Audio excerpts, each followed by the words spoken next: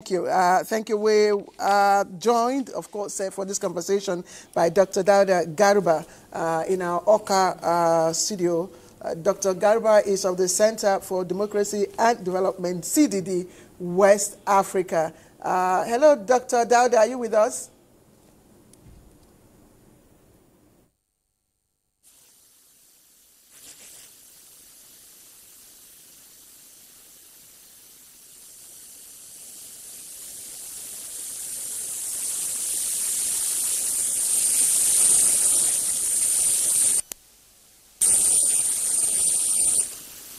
Us in a moment once we're able to get his audio up.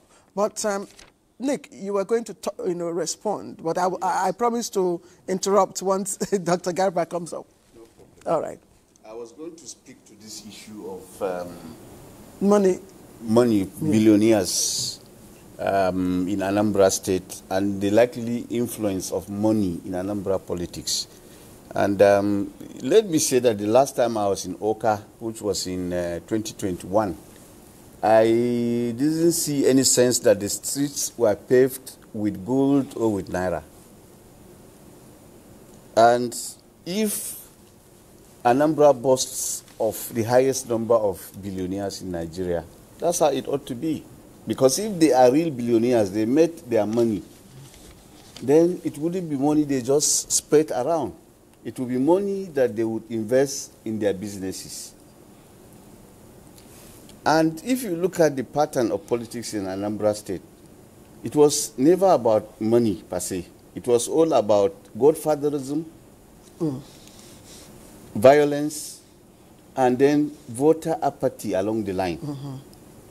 Right from, after 2007, we now began to have a pattern where whoever was in government house, was determined by one godfather or the other.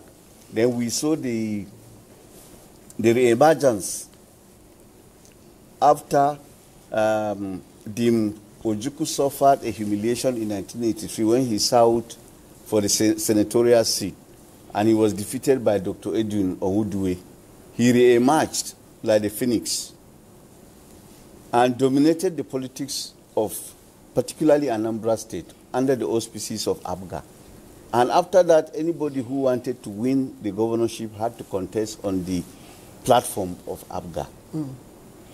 Okay, so it's a good place to stop. Yes, but we'll come back to you. Please hold your thoughts. Okay. Dr. Dauda Garba, we can now hear us. Dr. Garba is of the Center for Democracy and Development, West Africa.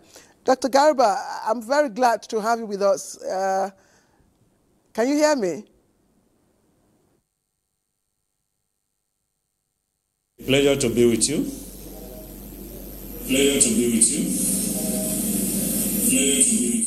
Today, we had a conversation, on the preparation for this election in Anambra, and I had one of your officials of the CDD talk about the strains, the 8 strains that you had, observed and highlighted, some weeks prior to the election. And I'd like you to evaluate what you found then and now, in reality, what is happening. Is there a correlation or things got better?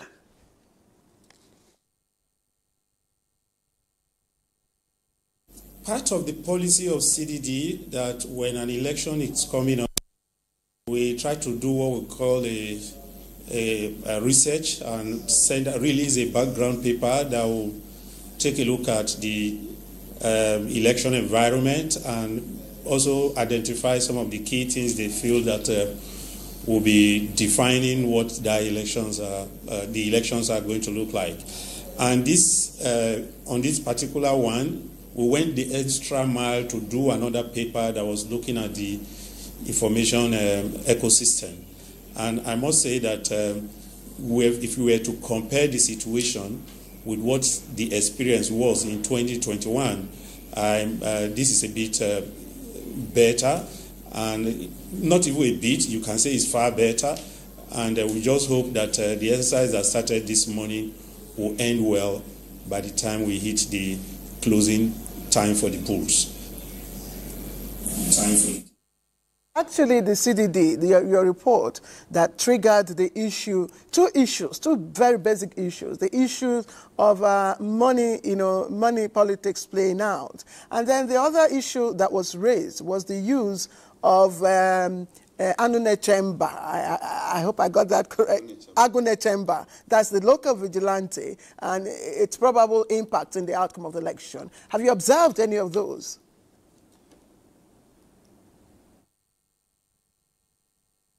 Last, the outgone INEC chairman, we visited to deliver our CVR report because we are also on ground in Anambra to witness, to observe, and we prepared a report which was actually published.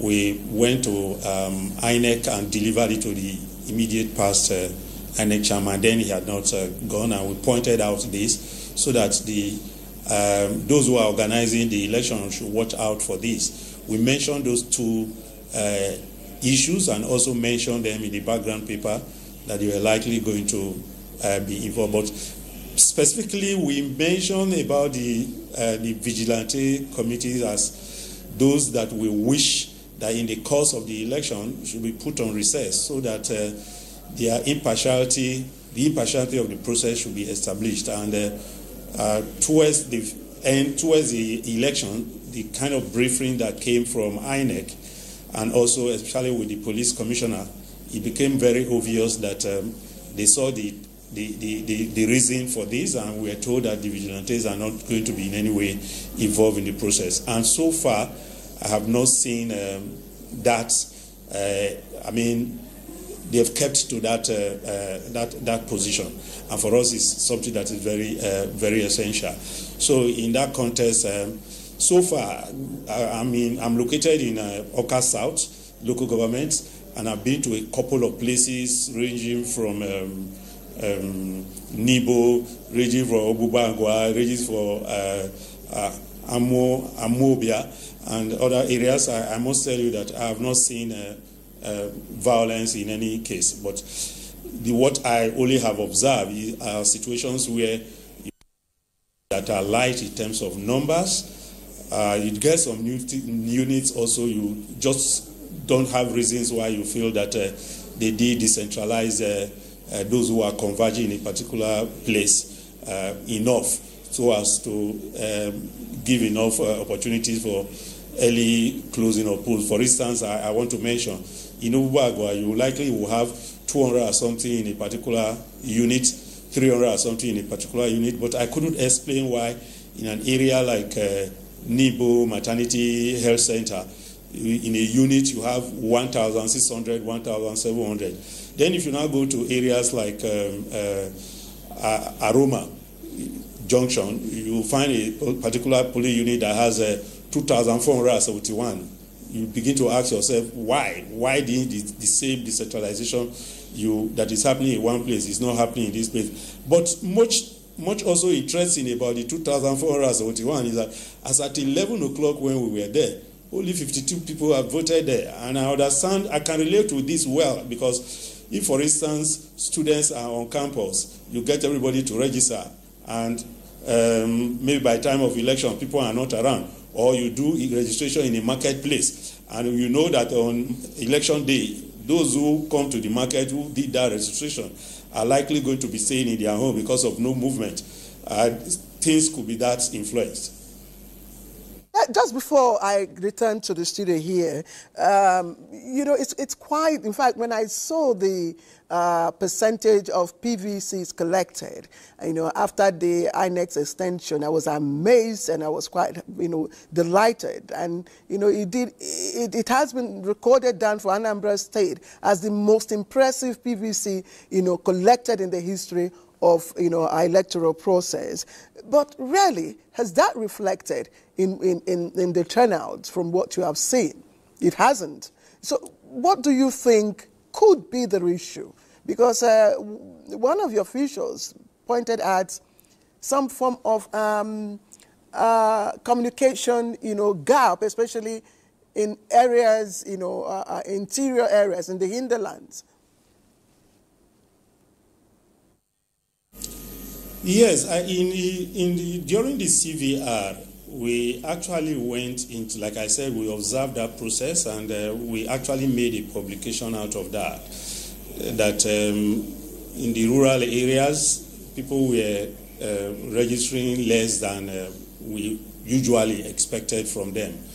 And about the points made talking about the point made on the voter card collection. Yes, it is true, like about 3 days ago, we were told we are around 65%, and all of a sudden, as at yesterday, we were told 98%, which was really, really impressive. But I also think that if the experience we've had around Aroma this morning, we were to have it in other selected other places, we may not really tell much about the turnout of the elections. In that Aroma area, what I saw was really, really poor. But in some other areas, I really saw a bit impressive turnout. But I think something also that is fundamental, which I would want to maybe, if you say I want to preempt, let me not shy away from that, is the fact that even as we went into the election, as at yesterday, we were still looking for the real figures that we are expecting to be out in these elections. We didn't have that statistics, and for me it's a concern, and I think that INEC should really need to step up in the game with particular respect to offering the civil society this kind of data to be able to do their work. Garba, thank you, especially with that your final remarks. We'll just keep you on hold and also get ready to join our correspondent in us live. Let's join our correspondent if we have that now. Aroma Junction, polling unit 008. Here we have few voters turn out yet, and we have also observers monitoring the election. Let's hear from one of them. How far so far? My name is Venerable Justin Ayakabusi of Society for Equity, Justice and Peace. What we have seen so far is not so good and not so bad. People are yet to identify with the exercise. You can see what we have on the ground here. People are yet to come out, but the few that have come have been able to vote. So, as time goes on, we'll be able to know and say it went well or it didn't go well. Okay, we also have a voter who is still in search of her name yet. I'm going to go to the where the lists are to check for my name, and that if they didn't find my name, which means I can't cast my vote. All right, that was our correspondent Ngozi Okekaro in Aroma Junction in Oka, bringing us, of course, details, information that we've just talked about, that's voter, turnout and all that. But I'd like you to conclude on your thoughts with the money politics. Yes, so I was saying that money has not defined or framed the politics of that state, but rather godfatherism has, violence has, particularly in the last electoral cycles, 2027, 2021, and then also voter apathy has also defined the politics of Anambra, because since 2007, when we had a voter turnout of 68%, the voter turnout has oscillated between 26% and 16%. And then it nosedived to between 9.5% to 10.3% in 2021. And if you look at the median, the average, it gives you 10% in 2021. So, and the voter apathy, the low voter turnout can be attributed, first of all, to the violence that occurred in 2017 and 2021. And then, of course, the general pattern of voter apathy that affects the election generally in Nigeria. And these two, if you interrogate, can be attributed to a number of factors, such as the misgivings of Nigerians that their votes will not count, and the failure of the political class to deliver good governance. So these are the factors that have impinged on the politics of Anambra, and not money per se. Like I said, those guys are real business people. And so they put their money, not where their mouth is, but where they will get more money. Where their hearts. And yes, and when you look at it, you've mentioned some of them. I don't want to mention their names. So these are the kinds of business people you have. But also, Anambra State is also noted for certain gifted individuals and personalities in politics. Dr. Nnamdi Azikiwe, Vice President, former Vice President Ekweme, Dr. Okadibo, intellectuals like Chike Obi, Tino Achebe. You can name so many stars in the Anambra firmament. I agree, but you don't want to name some of the billionaires. I will name them. Yes, Dr. Yes. I will name them because they are our partners as well. Yes, they are, but when it what comes I want to money, say... Yes, okay, Dr. Male, just hold on. We are back to Agwata local government area. That's exactly in Usofia. Where, of course, we spoke with our correspondent earlier on, Benson Sadebe, who told us that they were waiting for the governor, that's the incumbent governor, you know, Professor Charles Soludo, to cast his ballot.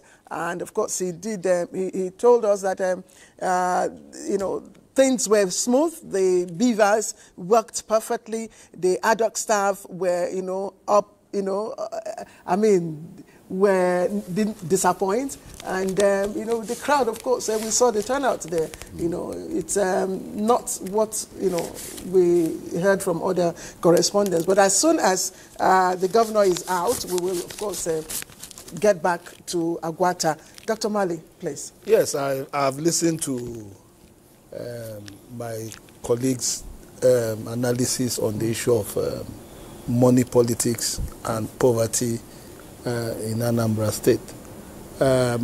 As a political economist, we know that poverty is endemic in Nigeria, which Anambra is a constituent part.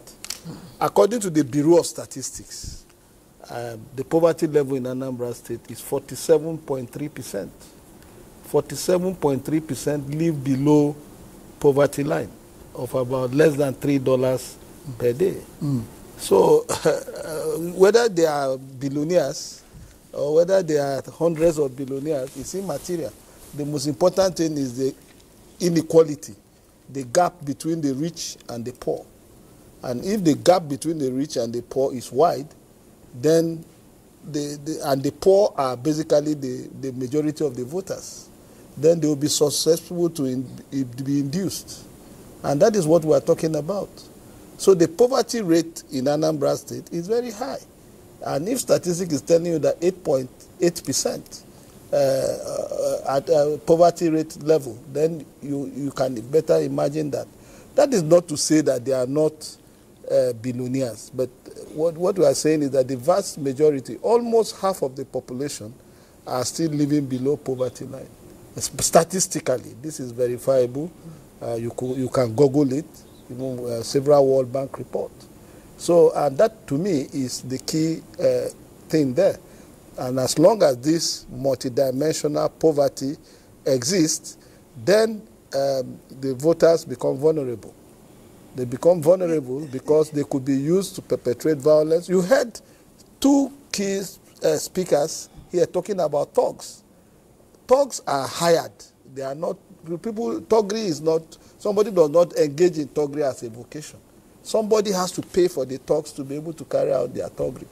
So that is to tell you. And when poverty exists in a particular clime, there are so many fallout as a result of this poverty. You know, Dr. Male, if you dangle a bone in front of a dog, whether or not it is hungry, the dog will chew. Definitely. I hope you know. Yeah. So those who...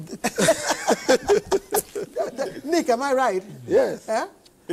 The dog hardly resists bone. There are what we call uptown dogs that reject certain food that you give them. But very few. Okay, sorry. Let's get back to Agwata. Yes, gentlemen, the incumbent governor of, you see efforts there to get, you know, the